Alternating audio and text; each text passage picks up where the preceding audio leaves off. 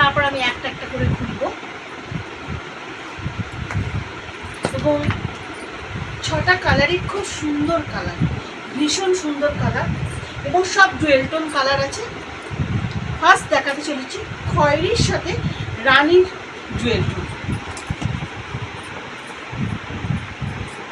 পুরো বডিটা থাকবে ছোট্ট ছোট্ট বুটি, আর পাটটা থাকবে ঝুমকো পাড়ের মতো পাট থাকবে, এবং পাড়ের মধ্যে পুরো মিনা করা কাজ থাকবে, পুরোটাই পাটটা মিনা করা থাকবে, এবং ফুল বডিতে কাজ থাকবে ছোট ছোট বুটির সঙ্গে।